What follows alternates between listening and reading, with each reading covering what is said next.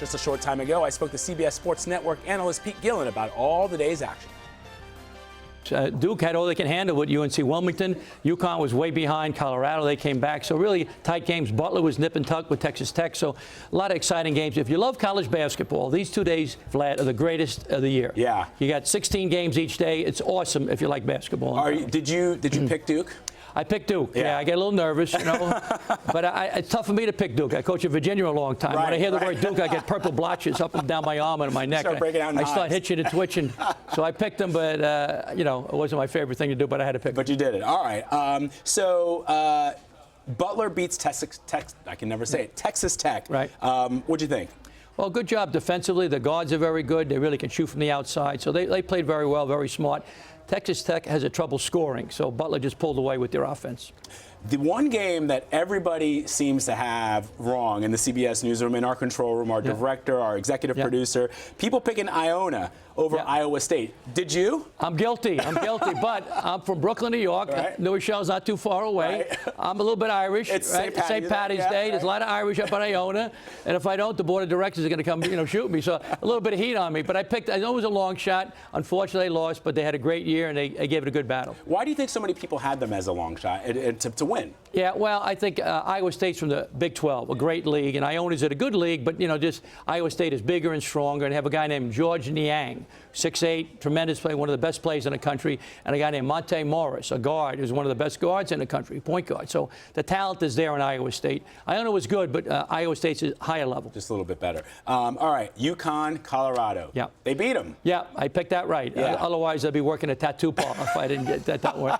But I was nervous. You were, right? Colorado, first half, got him Josh Scott, big 6'10" guy, was dominating. UConn struggled. Second half, UConn turned up the defensive pressure, made some jump shots, and pulled away. All right. So looking ahead to the rest of Thursday's game, what do you like? What do you see as an upset? Well, I'm rooting for the Providence Friars. Of course you are. I coached there for a while, and if I don't go, they'll stick me in the trunk. Right, if I don't go. We won't find you. Won't find me. I'll be history. But I like the Friars. I like Seton Hall. Seton Hall against Gonzaga. Yep. I think Isaiah Whitehead's one of the hottest guys in the country. As you know, they won the Big East championship. So I like Seton Hall to win that one. So those are the two right now off the top of my head, I think, favorite. North Carolina should roll. But I like the Providence Southern California game. It's going to be a great game. Both teams can really score. But I think the difference is that Providence has a guy named Chris Dunn, who I think is the best point guard in the country, Vlad, and another guy named Ben Bentel, who's also a terrific forward. But it should be a great game. Southern California is young, but very talented. Yeah, exciting. So I know two of your biggest upsets you picked for Friday games. Let me see. I wrote it down here. You've got number 12, South Dakota State versus number 5, Maryland.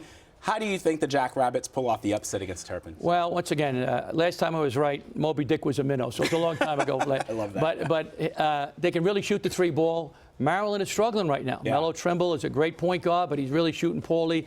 They're great talent, but they're not really clicking together. Right. It's not a team. It's a group of talented individuals. But if they play the way they can, they'll win. But I think South Dakota State can really shoot the three ball. They played close. They've been in the tournament 3 or 4 years out of 5. So it's an upset. I had to pick a couple upsets. I'm going with that. It's a long shot. It's like me getting a date with the campus beauty queen. It's not going to happen. It might happen. You give it a try. Yeah, you got to try. You got to go for it. You've also got another upset pick.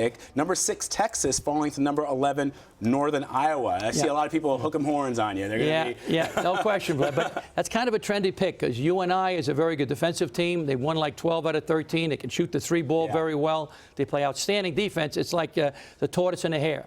Texas wants to run up and down, chuck and duck, heave and leave, and Northern Iowa wants to take their time, slow, methodical. But I think Northern Iowa's got a good chance because they're defense and they're three-point shooting. And so let's talk big picture, Final Four. Final Four. Well, I have Michigan State in it. I have Kentucky, who's really trending upward now. They're only a 4th seed, but they got the best guards in the country, and Tyler Ulis and Jamal Murray. Kansas, Rock Chalk Jayhawk, they got a great team also. And Oklahoma. Buddy Hield, if you know, he's a great three-point shooter. Lon Kruger's an outstanding coach. So I think it's Kansas and Oklahoma on one side. And on the other side, Kentucky, all right, and Michigan State. And I think it's going to be Michigan State and Kansas in the final. Then Michigan State winning. Why? Because Denzel Valentine is the best player in the country, I think, because he makes players better. A lot of people think Buddy Hield, who's great, but Denzel's a better passer and better rebounder. Buddy might be a better shooter. So who knows? As I said, last time I was right was the Russian Revolution. No, really. Rasputin was in junior high school. Not long ago. Yeah, it was long ago. Thanks so much. Pete Gillen of CBS Sports Network. Thank you so much. Thank you, Vlad. Great being with you. Thank you.